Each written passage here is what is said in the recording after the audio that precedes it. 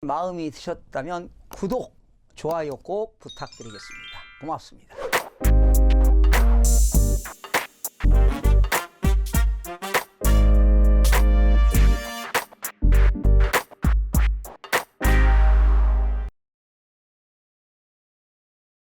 시청자 여러분 안녕하십니까? 반갑습니다. 김동수입니다. 이 시간은 꼬마 빌딩에 대해서 여러분 알아보는 시간을 갖도록 하겠습니다. 여러분 꼬마 빌딩 하게 되면 꼬마 상가주택이다, 또 꼬마 빌딩이다 이런 말을 쓰는데요. 특히 그 꼬마 빌딩 하게 되면 고액 자산가들, 또 최근에는 연예인 등 또는 그 유명 인사들이 있죠. 셀럽들이 그런 재테크 수단으로 많이 찾는 부동산 상품으로 알려져 있습니다. 그래서 꼬마 빌딩이 언론에서 자주 등장하고 있는데요. 많이 입에 오르내리고 있죠. 그래서 이 시간에는 꼬마 빌딩인데 여러분들이 정확한 좀 컨셉을 잡으실 필요가 있습니다. 꼬마 상가주택이다 하면은요, 일명 근린주택을 말합니다. 근린주택이라는 것은 일명 세법상에서는 겸용주택이다 하는데요. 근린주택 하게 되면 일부는 점포도 있고 일부는 주택도 있는 것이 겸용주택으로서 근린주택이 되겠습니다. 다시요. 일부는 주택도 있고 일부는 점포, 이런 것이 바로 근린주택인데요. 이러한 근린주택을 살 때는요, 여러분들이 주택면적이 큰 것이 좋습니다.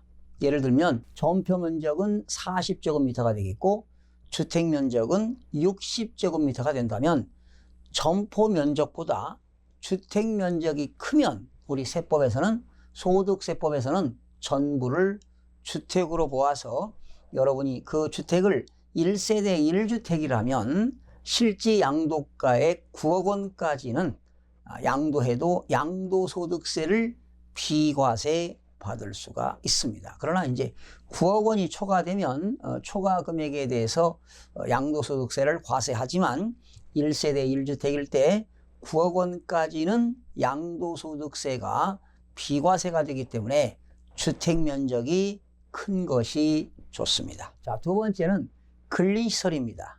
바로 근린시설이 바로 꼬마 빌딩이 되겠는데요. 이 근린시설은요, 소유자가 1인입니다. 그러니까 집주인이 한 사람이라는 것이죠. 그런데 이러한 근린시설은 그 꼬마 빌딩에는 일부는 점포도 있고 일부는 사무실도 있는 것이 바로 근린시설이 되겠는데요. 주로 근린시설을 하게 되면요, 보통 5층이나 6층 미만인 그러한 건물을 말합니다. 5개층이나 6개층인데요. 주로 취득가액이 지역마다 약간 다릅니다만은 서울 지역 수도권에서는 보통 50억 미만, 이 정도가 꼬마 빌딩이 되겠는데요. 보통 수익률 따지면은 수익률은 한 4% 미만 정도 발생할 수 있고요.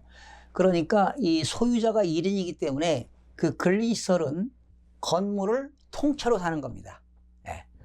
지하층부터 5층까지 있다면 전체를 통으로 사는 것이 바로 근린시설이 되겠습니다. 이런 근린시설, 꼬마 빌딩 갖는 것이 소원인데요.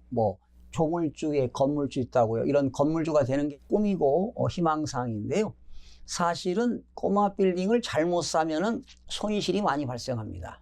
그런데요, 이런 꼬마 빌딩을 살 때는 반드시 역세권이어야 합니다. 중심 상업적은 못 되더라도 일반 상업적 정도는 되어야 될 거고요.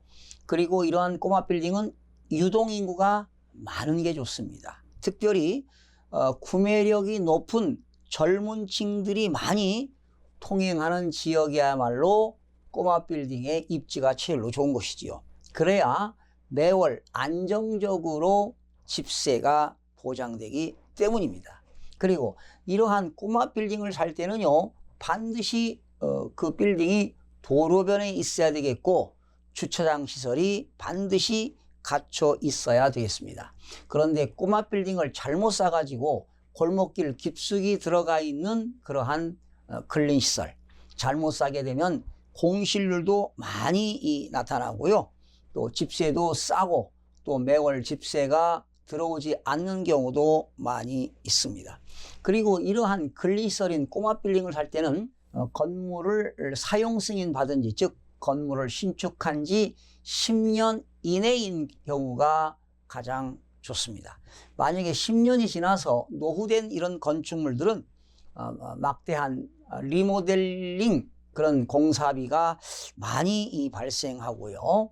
또 이런 그 대출을 많이 받은 사람들은 그런 또 대출 이자 때문에 상당히 어려움을 받습니다. 그래서 이러한 여러분들이 꼬마 빌딩을 살 때는 월세 수익과 대출 이자를 반드시 비교 분석해서 집세 들어온 것으로 대출 이자를 변제하고도 그런 이득이 생겨야 수익이 발생하는 거 아니겠습니까? 또한 반드시 상가의 그런 업종 분석도 반드시 필요합니다. 네. 그 지역의 상가, 꼬마 빌딩을 취득할 때는 그 상가의 업종이 어떤 업종이냐, 어떤 업종이 적합한 업종이냐에 따라서 지역의 특성에 따라서 또 수익률이 달라지기 때문이지요. 그런데 이제 이거는 소유자가 1인이기 때문에 건물주 입장에서는 그 건물 관리가 잘 안 되기 때문에 관리가 어려운 점도 애로사항이 될 수 있고요. 보통 이제 근린시설 같은 경우는 임차인이 최소 5명에서 뭐 10명 정도 되다 보니까 공실률은 적지요, 사실상. 그런데 이러한 근린시설이 입지가 안 좋으면은요, 공실률이 많이 발생하기 때문에 또 경제적인 손실이 발생할 수도 있습니다. 자, 그러면 근린상가를 한번 살펴보겠습니다. 근린상가는요, 일명 구분상가라고 합니다. 구분상가 또는 집합건물이라는 얘기죠. 그런 근린상가의 주인들이 수십 명에서 수백 명이 된다는 겁니다. 그러니까 층별로, 호수별로 뭐 3층에 301호, 302호, 303호 이렇게 층별로, 호수별로 구분 등기가 가능한 상가가 근린상가가 되겠는데요. 그런데 근린상가라 하더라도 층별로, 호수별로 구분 등기가 되지 않고 오픈 상가가 있습니다. 상가가 그런 구분되지 않고 오픈된 상가에서 지분으로 투자하는 경우가 있는데 이런 경우는 절대 투자 가치가 없습니다. 특히 오픈 상가는 전혀 투자 가치가 없고요.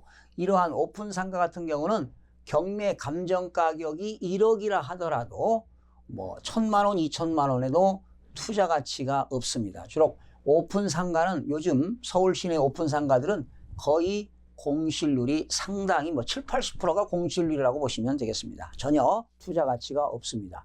그래서 이러한 근린상가는요, 구분상가이기 때문에 오픈상가 말고요, 층별로, 호수별로 되어 있다면 여러분이 그 근린상가를 가지고 있다면 임차인은 한 명 아니겠습니까? 그런데요, 이렇게 임차인이 나가는 순간 새로운 임차인을 구하지 못한다면 완전히 공실률은 100%가 되는 겁니다. 이러한 그 근린상가는 수익률이 뭐 역시 4% 내지 5% 정도가 되는데요.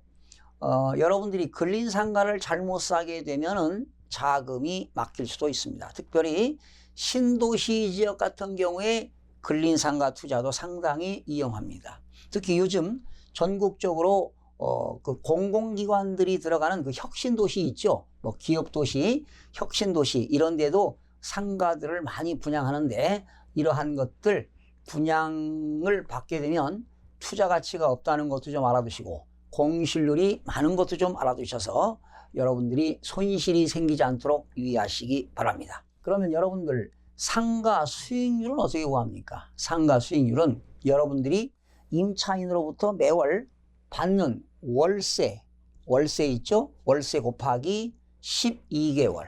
거기서 이제 여러분들이 은행으로부터 금융기관으로부터 대출받은 대출이자를 차감하고 그 금액을 가지고 뭘로 나누느냐? 여러분이 그 상가를 투자한 매매가, 취득가격이 있죠? 매매가에서 대출금도 빼고 또 세입자들한테 받은 보증금도 뺀 금액으로 나누게 되면은 상가 수익률이 나옵니다. 다시요. 월세 곱하기 12개월 마이너스 대출이자를 뭘로 나누느냐?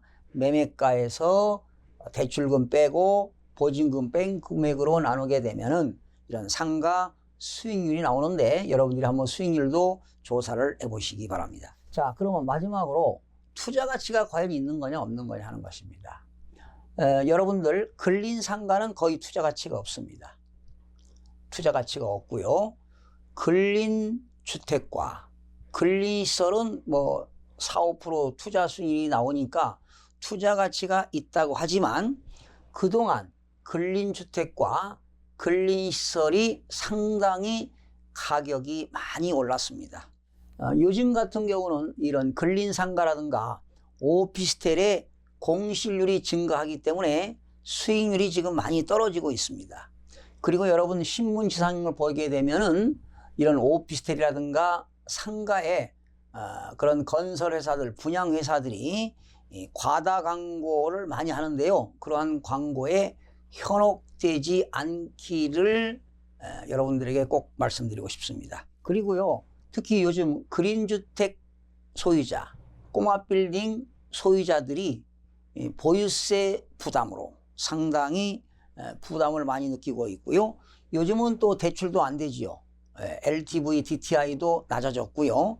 DSR을 적용하니까 대출이 지금 규제돼 가지고 대출이 안 되고 있는데 혹시 근린주택이나 근린 시설에 대출을 많이 받아서 사신 분들은 아무래도 이자가 좀 많이 나가기 때문에 이자가 나가지요. 거기에다가 보유세 인상으로서 경제적인 부담이 많을 겁니다. 그래서 앞으로 이러한 근린주택이나 근린시설이 앞으로 저가로 시중에 매물이 많이 나올 거라고 예상을 해봅니다. 그렇다면 2019년, 2020년도에 재테크의 수단은 현금 확보입니다. 유동성 자금을 확보하셨다가 혹시라도 근린주택이나 근린시설이 급매물이 나오거나 급급매로 나오거나 아니면 경매 물건을 여러분들이 조사를 하셔서 가격이 많이 하락했을 때 급급매로 취득을 한다면 경제적인 이득을 얻을 수 있는데요. 그래도 권리 분석을 철저하게 하셔야 됩니다. 혹시 경매로 취득하시는 분들은 당연히 법률 분석해야 되겠죠. 또 어느 지역에 투자할 거냐 반드시 로컬 지역 분석도 해야 되겠고요. 또 세 번째는 수익 분석을 하셔서 얼마만큼 수익률이 발생하는가 이러한 철저한 점검을 통해서 분석을 통해서 여러분들이 투자를 해야 경제적인 손실을 막을 수가 있고 이득을 얻을 수가 있겠죠. 그래서 여러분들이 이러한 근린 상가는 절대 투자하면 안 됩니다.